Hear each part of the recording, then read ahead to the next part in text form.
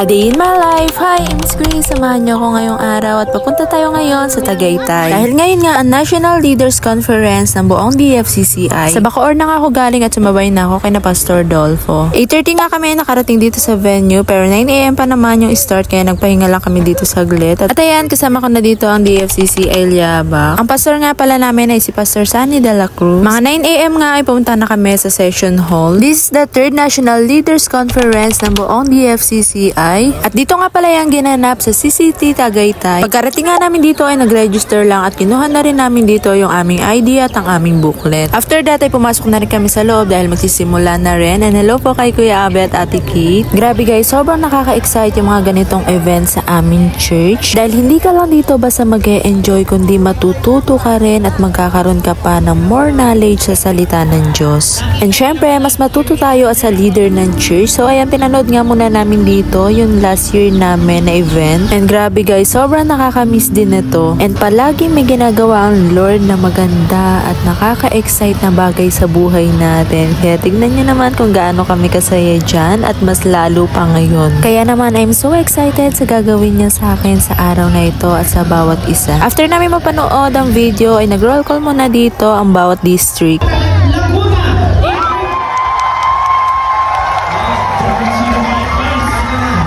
At ayan, nandito nga ang lahat ng district ng aming church. Batangas, Bulacan, Davao, Laguna, Mindoro, NCR at ang Rizal. At syempre, bago kami magpatuloy, ay samahan nyo muna kami mag-praise and worship.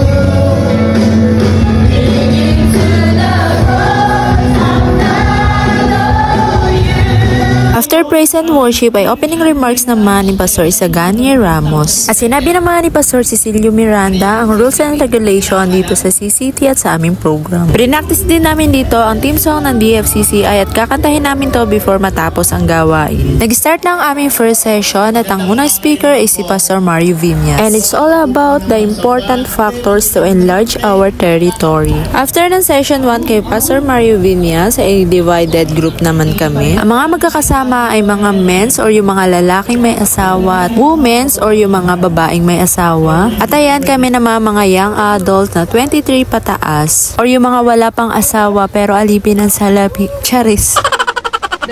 At yung mga kabataan naman na 22 below na wala pa ring mga asawa.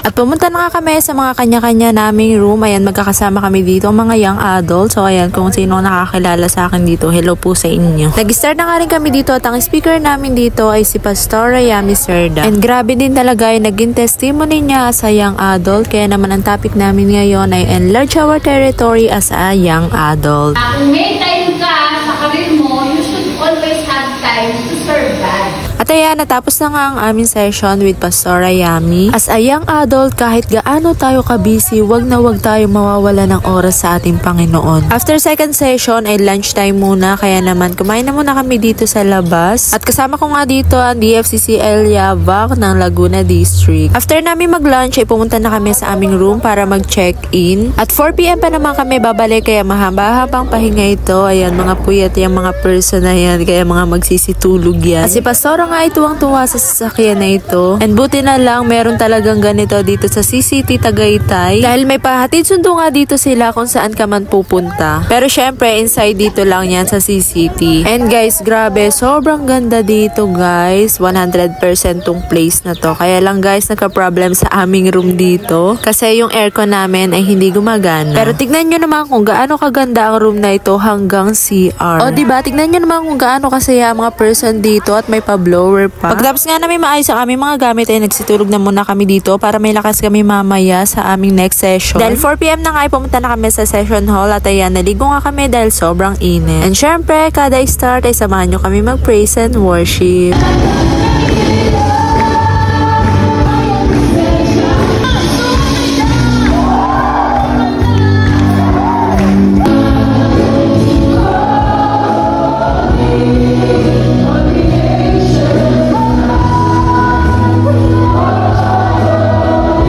After praise and worship, ay practice muna ulit kami dito ng aming team song. Si Pastor Roel Cruz sa session 3, ang topic ay Refined, Tried, and True Worker. After the message ay pinagsama-sama dito ang per district dahil ito nga ang pinakang highlight ng event.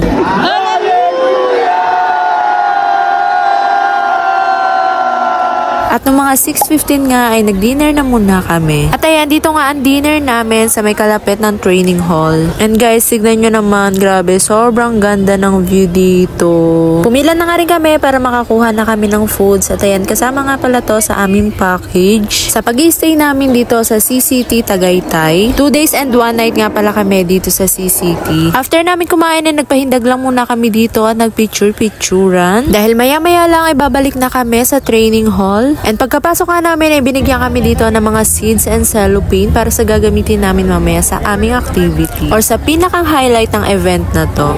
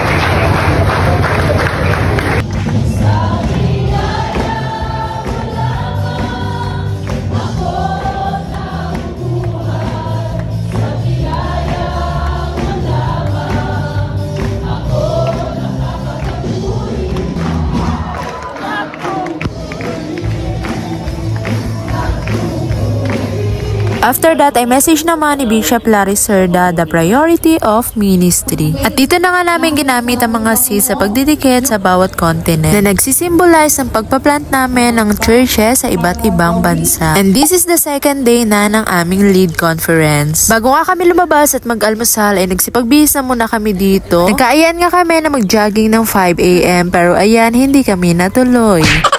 Kasi mga na-late na kami, mga nagsigising. Kaya nung mga 7:30 nga ay pumunta na kami doon sa food hall dahil mag-aalmusal muna kami. Pero dahil wala pang ang foods ay nagkape na lang muna kami dito habang hinihintay nga ang foods. At nung okay na nga ay pumila na rin kami dito para makakuha na kami at makapag-almusal na. After namin kumain ay nagpa-picture lang ako dito and bumalik muna kami sa aming room. Magpapalit na nga rin muna ako dito ng damit dahil magti-team building na muna kami. Kasi ang hirap naman sumali sa mga games kung nakapalda ako dito. After namin magpalit ay bumalik na rin kami sa session hall. Ayan, may mga iba't ibang nga tayo nakakasama dito sa sasakyan. Buti na lang talaga may pahatid sundo dito sa CCT kaya naman hindi kami masyado mapapagod sa pabalik-balik namin. Pagkadating nga namin dito ay nagsama-sama na yung per group or ang per tribe. So ayan, Reuben nga pala ang group ko. Shoutout po dyan sa lahat ng group Reuben. Mga 9:20 ay nag-start na rin kami. Nagpunta na kami sa mga kanya-kanya naming station. At ang unang station na aming pinuntahan ay Station 1. Ito yung isa sa pinakamasayang moment sa event namin kasi nagkakakilan-kilalan yung bawat churches. At ito nga yung unang game. At nagbuo nga kami dito ng 5 set na group of 4. Ayan guys, panoorin nyo na lang kung paano namin ito nilaro kasi ang hirap i-explain ng game. Hindi ko ma-explain. Syempre, hindi tayo papayag na hindi tayo makakalaro dito. Kaya naman ginalingan natin dito ng sobra. Charis, ginalingan.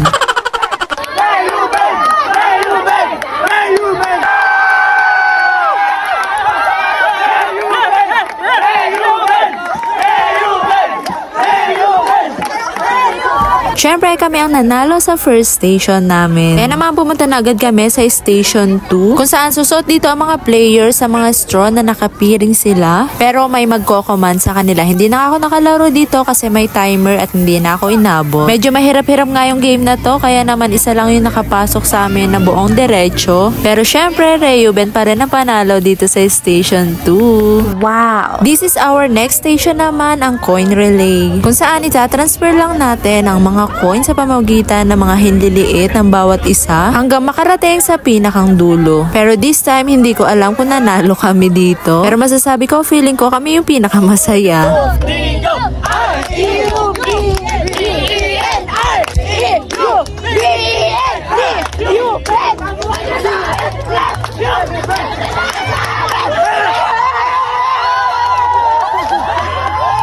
At ito naman ang aming fourth station, kung saan may kalaban kaming isang team na magagawa kami ng pyramid at pataasan yata dito. And this time, hindi ko rin alam kung nanalo rin ba kami dito or hindi. Kaya talagang surprise kung mapapasama ba kami sa top 3. At habang naghihintay kami dito sa aming next station, ay iyan, pinanood ko muna dito sina Onyx. Sila naman ang naglalaro nito ngayon dahil konti nga lang daw yung players nila, kaya 3 lang sila. Pero tingnan mo naman, sobrang tuwang-tuwa sila na nanalo sila dito.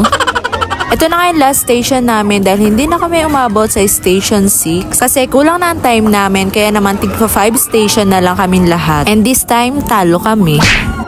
After ng aming team building, bumalik naman na kami sa aming room para magpalit at mag-check out na rin kami sa aming mga rooms. Nilagay na rin namin ang aming mga gamit sa van at bumalik na kami sa session hall. At ayan, may mga kasama na naman kami ditong iba. Hello po sa dalawa naming kasama dyan. Comment po kayo dahil hindi ko natanongan yung pangalan. And syempre, praise and worship muna tayo.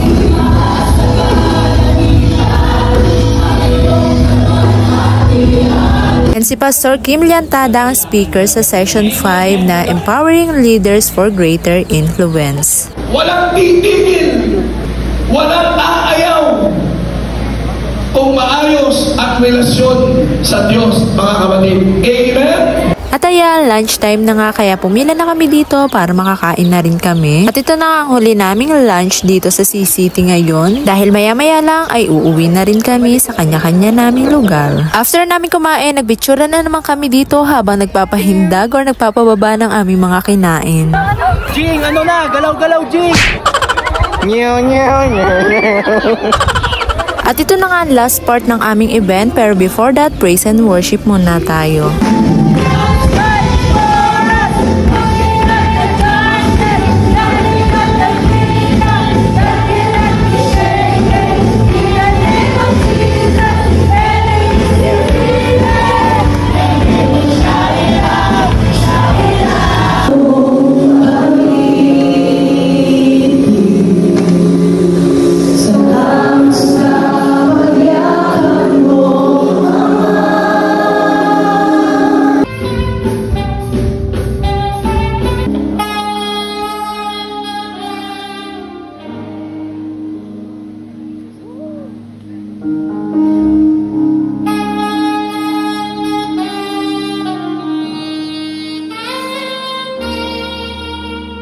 At ayan, divided group nga rin dito. Magkakasama nga yung mga leaders or yung may mga ministry at may mga hinahawakan ng cell group. And then yung mga members.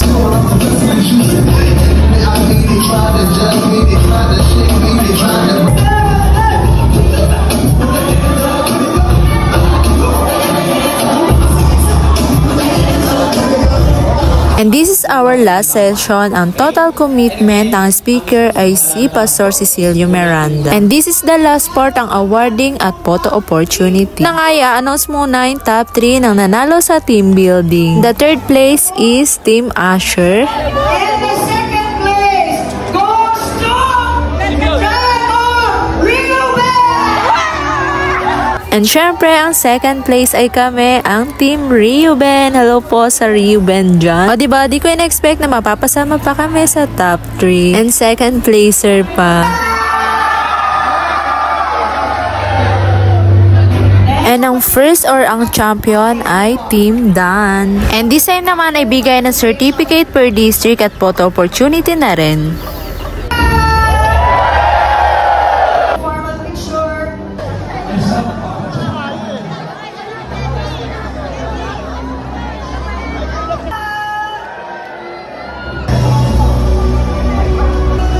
May sapila po.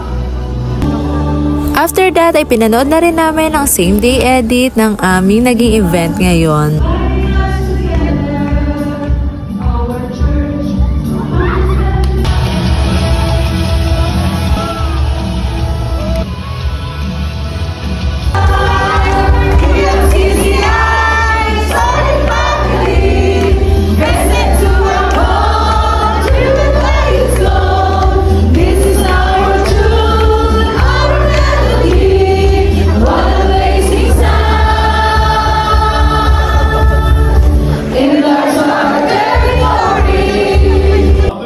Before we end ay closing prayer naman ni Bishop Larry at ayan mga nagsilabasan na nga kami after and nagpictura naman kami dito sa labas. Grabe guys, sobrang presko dito. Parang ayaw ko pa umuwi, extend na natin to. Siyempre, hindi tayo papayag na wala tayong video dito and picture, di ba?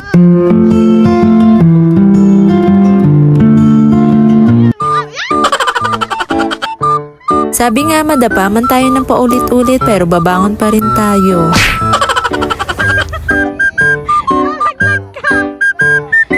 Thank you, Jesus. I'm so grateful sa nangyari sa akin sa 2 araw na ito. Kasi pinakita mo sa akin kung gaano kasaya at kasarap na maglingkod sa iyo. Kaya sa mga nanonood dyan, isa lang masasabi ko, maglingkod ka sa Panginoon. Maglingkod tayo sa Lord kasi walang katumbas yung saya na binibigay nito. And guys, this is it. Uwian na. Palang ayoko pa umuwi. Pero ayan, kumain na muna kami ng aming dinner dito. And that's it for today guys. Thank you for watching. Bye!